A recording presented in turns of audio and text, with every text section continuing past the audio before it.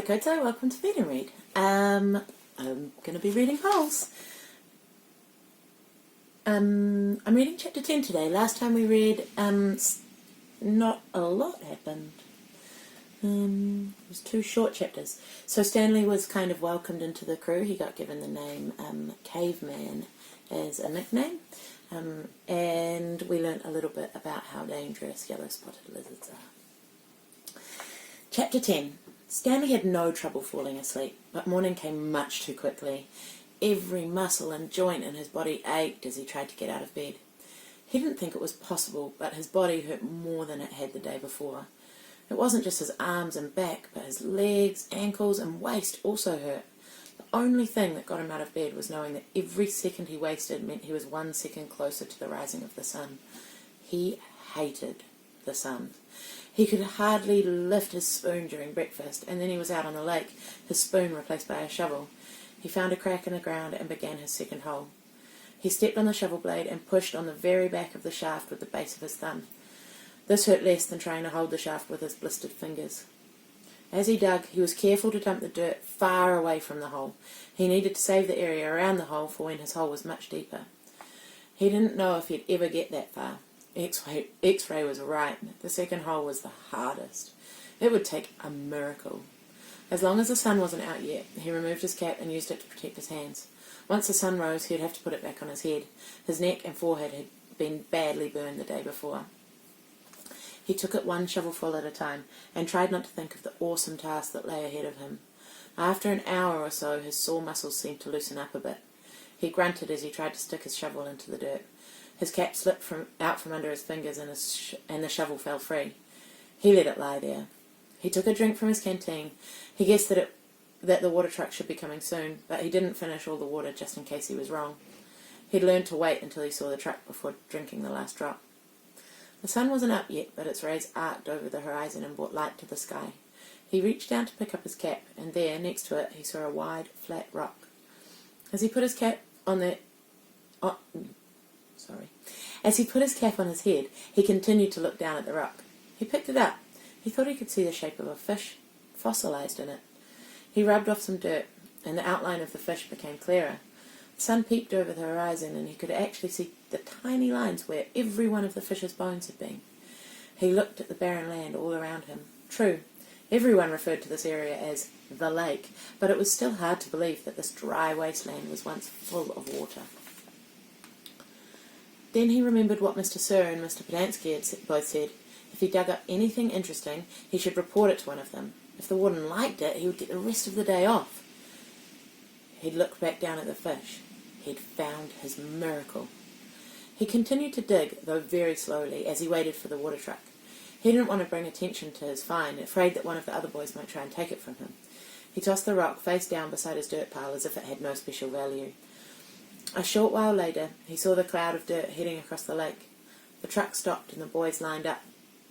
They always lined up in the same order, Stanley realised, no matter who got there first. X-ray was always at the front of the line. Then came Armpit, Squid, Zigzag, Magnet and Zero. Stanley got in the line behind Zero. He was glad to be at the back, so no one would notice the fossil. His pants had very large pockets, but the rock still made a bulge. Mr. Podansky filled each boy's canteen until Stanley was the only one left. I found something, Stanley said, taking it out of his pocket.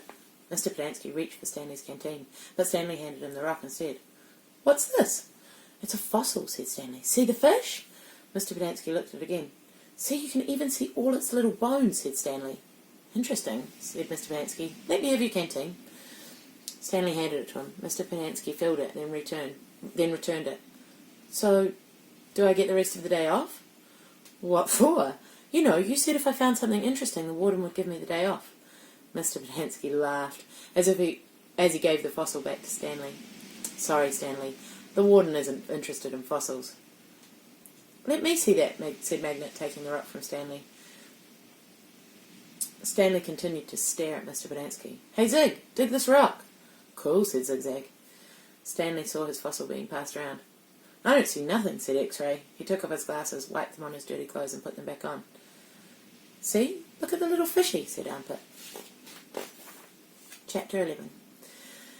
Stanley returned to his hole. It wasn't fair. Mr. Bodansky had even said the fossil was interesting. He slammed his shovel into the ground and pried up another piece of earth. After a while, he noticed X-Ray had come by and was watching him dig. "Hey, caveman, let me talk to you a second," X-Ray said. Stanley put down his shovel and stepped up out of his hole. "Say, listen, if you find something else, give it to me, okay?" Stanley wasn't sure what to say. X-Ray was clearly the leader of the group, and Stanley didn't want to get on his bad side. "You're new here, right?" said X-Ray. "I've been here for almost a year. I've never found anything. You know, my eyesight's not so good. No one knows this, but you know why they call me X-Ray?" Stanley shrugged one shoulder. "It's Pig Latin for Rex. That's all. I'm too blind to find anything." Stanley tried to remember how Pig Latin worked. "I mean," X-Ray went on, "why should you get a day off when you've only been here a couple of days? If anybody gets a day off, it should be me. That's only fair, right?" "I guess," Stanley agreed. X-Ray smiled. "You're a good guy, caveman." Stanley picked up his shovel. The more he thought about it, the more he was glad that he agreed to let X-Ray have anything he might find. If he was going to survive at Camp Green Lake, it was far more important that X-Ray think he was a good guy than it was for him to get one day off. Besides, he didn't expect to find anything anyway. There probably wasn't anything of interest out there, and even if there was, he'd never been what you call lucky.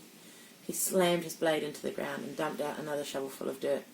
It was a little surprising, he thought, that X-Ray, who was the leader of the group, since he obviously wasn't the biggest or toughest. In fact, except for Zero, X-Ray was the smallest. Armpit was the biggest. Zigzag may have been taller than Armpit, but that was only because of his neck. Yet Armpit and all the others seemed to be willing to do whatever X-Ray asked of them. As Stanley dug up another shovelful of dirt, it occurred to him that Armpit wasn't the biggest. He, the caveman, was bigger. He was glad they called him Caveman. It meant they accepted him as a member of the group. He would have been glad even if they called him Bath Bag. It was really quite remarkable to him. At school, bullies like Derek Dunn used to pick on him, yet Derek Dunn would be scared senseless by any of the boys here. As he dug his hole, Stanley thought about what it would be like if Derek Dunn had to fight Armpit or Squid. Derek wouldn't stand a chance. He imagined what it would be like if he became good friends with all of them, and then for some reason they all went with him to his school, and then Derek Dunn tried to steal his notebook. "Just what do you think you're doing?" asked Squid, as he slams his hand into Derek Dunn's smug face. "Caveman's our friend," says Armpit, grabbing him by the shirt collar. Stanley played the scene over and over in his mind, each time watching another boy from Group D beat up Derek Dunn.